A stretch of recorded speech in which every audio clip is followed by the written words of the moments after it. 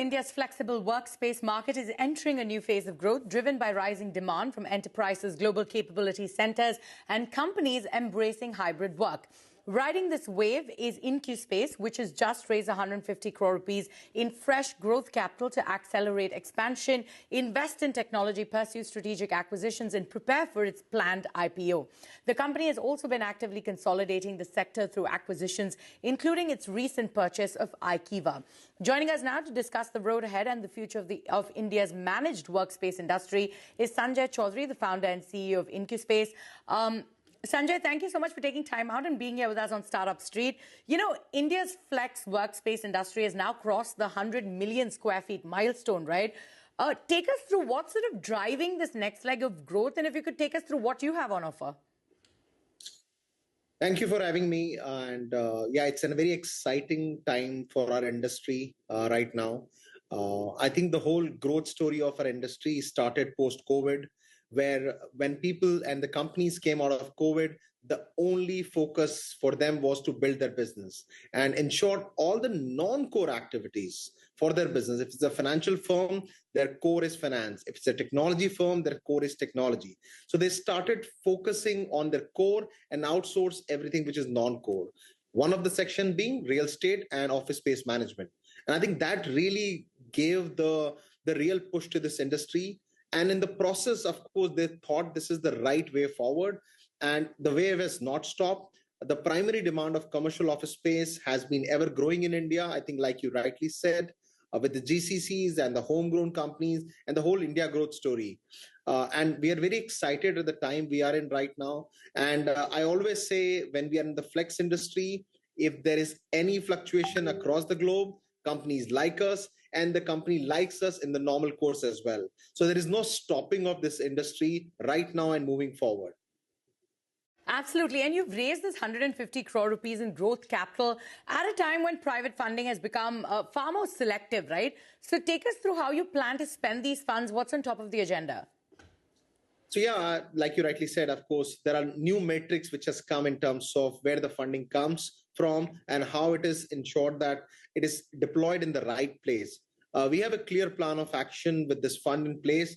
Like you also said that we have done an acquisition already. So some of the funding will go into the acquisition. Some of the funding will go into our focusing on our center of excellence, which we are focusing internally from a technology perspective. Real estate, of course, the primary focus is taking on new assets building, but we are investing a lot in technology as well to ensure we can run effective real estate. So managing the real estate using technology will play a very, very important role to make sure every data which a real estate can produce gives the right decision making to the occupiers. And the third thing, of course, is to goes into the capex part as well.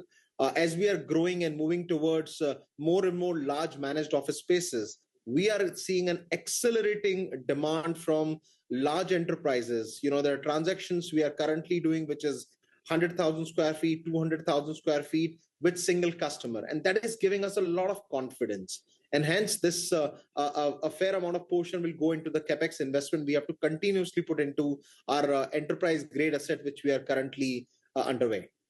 And, you know, speaking about acquisitions, right, you just made the one that I pointed out, IKEVA. It follows your earlier deals for Trios and Viscoot. Is consolidation now central to your growth strategy? And should we expect more acquisitions over the next 12 to 24 months? I'll take a step back here and possibly give you a brief about the industry across the globe. See, a lot of players across the globe have already started consolidating way back. I think India has seen a big demand in the last 4 to 5 years in the managed office especially. And I think we will continue to see some consolidation. Yes, we have been the flag bearer of consolidation of this industry in India. And I continue to see for various reasons. There could be a scale reason. There could be a reason for investor exit. There could be a reason for the founder don't see a way ahead in terms of the platform they have created. So there are many reasons for people and the companies to consider acquisition or mergers.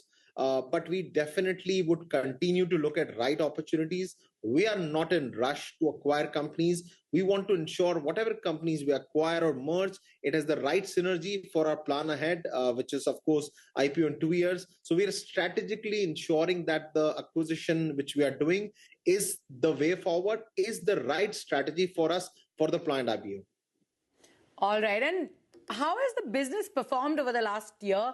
Can you sort of share your latest revenue, occupancy, and profitability metrics? And what kind of growth are you targeting over the next 2 to 3 years? See, we have continued to acquire a lot of real estate. Like in last year, we have acquired at least 1.5 million square feet of real estate. And this year, we continue to focus on acquiring right grade A assets in markets like Pune, markets like Hyderabad, markets like Bangalore, Chennai, and NCR.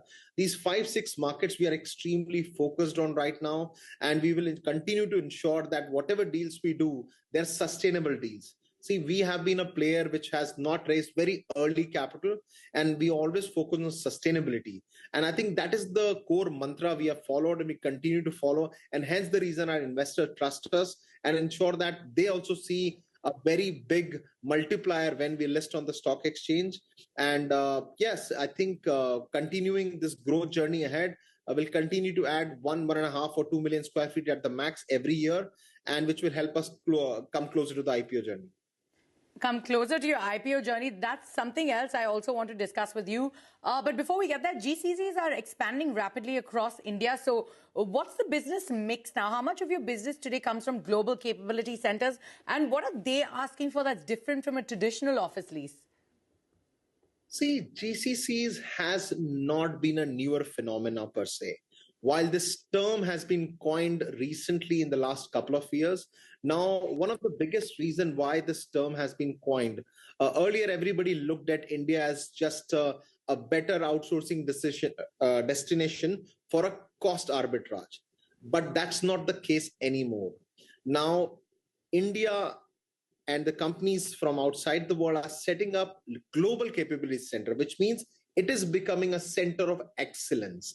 And I think that is what is changing right now. India is the forefront of whatever the technology need across the world for the larger enterprise or even mid-scale enterprises. India is becoming the epicenter. So I think whatever happens, of course, there are a lot of news about AI and whatnot, but I think because India will continue to be this epicenter of technology for the world, I think we will continue to see the GCCs having established on only ensure that the increases. The second point about what they need extra, see, GCCs always look for quality, they look for great assets, and they look for something which they can ensure that the employee have the right experience. Right. Absolutely. All right, Sanjay, thank you for putting that into perspective for us.